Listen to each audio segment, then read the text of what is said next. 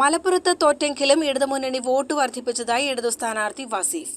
മലപ്പുറത്ത് മാധ്യമപ്രവർത്തകരോട് സംസാരിക്കുകയായിരുന്നു വസീഫ്. ഭാവിയിലേക്കുള്ള യാത്ര എന്ന ക്യാപ്ഷൻ എടുത്ത് ഡിവൈഎഫ്ഐ ഇത്തവണ പരിസ്ഥിതി ദിനം ആചരിക്കുന്നത്.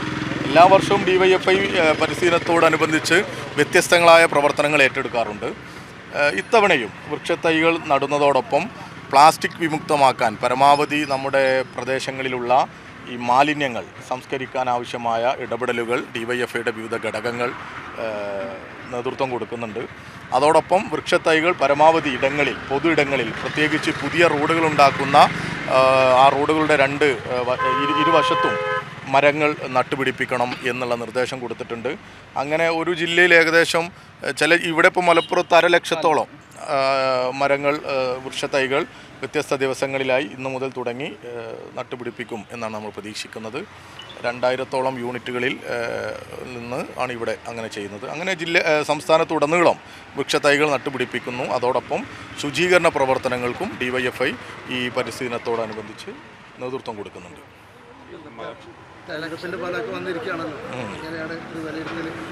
തെരഞ്ഞെടുപ്പിൽ തോറ്റല്ലോ, തെരഞ്ഞെടുപ്പ് തോറ്റു.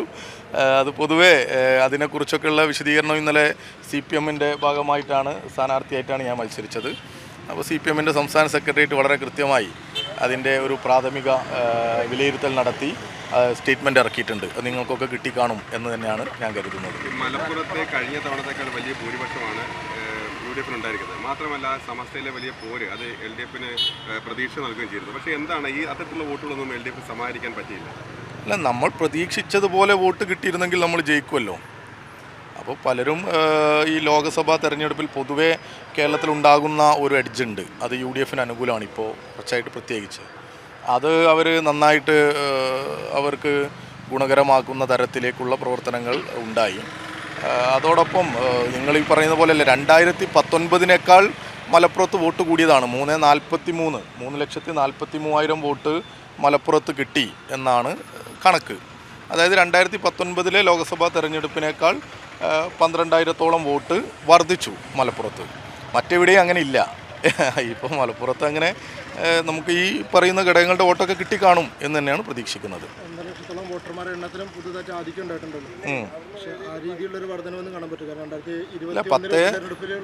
1040 അല്ലേ അങ്ങനെ വോട്ട് ചെയ്തവരുടെ എണ്ണത്തിലും വോട്ടിംഗ് പെർസെൻറ്റേജിലും മാറ്റമില്ല. 31.6 ആണ് ഇപ്രാവശ്യം വോട്ട് പെർസെൻറ്റേജ് LDF-നുള്ളത്. 31.6%, 31.9% കണ്ട വോട്ടുണ്ട് എന്നാണ് ഞാൻ മനസ്സിലാക്കുന്നത്. മലപ്പുറം UDF-ന്റെ ഒരു മണ്ഡലം തന്നെയാണ്, അതിൽ സംശയമൊന്നുമില്ല. പക്ഷേ ഈ താങ്കൾ അടക്കം വലിയ പ്രതീക്ഷ വെച്ച് പുലർത്തിയിരുന്നു. ഒരു സ്ഥാനാർത്ഥി എന്നുള്ള നിലയ്ക്ക് താങ്കൾ ഒരു യുവാവാണ്, ഒരു നെഗറ്റീവും ഇല്ല. ഈ സർക്കാരിനെതിരെയുള്ള ഒരു വികാരമല്ല ഇത്രമാത്രം ഒരു ഭൂരിപക്ഷത്തിലേക്ക് UDF-നെ സഹായിച്ചത്? അങ്ങനെയല്ല. അങ്ങനെയാണെങ്കിൽ 2019 എങ്ങനെയാ LDF തോൽക്കുക? 2019 ഉള്ളതിനേക്കാൾ ഒരു സീറ്റ് ആർക്ക് നഷ്ടപ്പെട്ടു? കോൺഗ്രസിന് നഷ്ടപ്പെട്ടു. തൃശ്ശൂർ BJP-ക്ക് കൊടുത്തു. ആര്? കോൺഗ്രസ്. എന്നിട്ട് ഇപ്പോൾ അവർക്കുള്ള സീറ്റ് എത്ര? 18. 2019 അവർക്കുണ്ടായിരുന്ന സീറ്റ് 19, ഒന്ന് കുറഞ്ഞതാണ്. അപ്പോൾ ഭരണവിരുദ്ധ വികാരം ഇല്ല എന്നല്ലേ മനസ്സിലാക്കേണ്ടത്.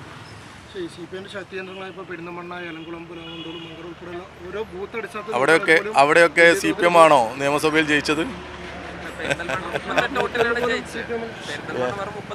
അല്ല, ആ സാഹചര്യം എനിക്കും നിങ്ങൾക്കൊക്കെ അറിയുന്നല്ലേ. നിയമസഭയിൽ നടക്കുന്ന നമ്മൾ ഓരോ തന്ത്രങ്ങൾ എടുക്കുന്നു. പിന്നെ നിയമസഭാ തെരഞ്ഞെടുപ്പിനോട് കേരളത്തിലെ ഒരു വോട്ടിംഗ് പാറ്റേൺ ഉണ്ട്. അതിനോട് ജനങ്ങൾ കാണിക്കുന്ന ഒരു പ്രതികരണമുണ്ട്.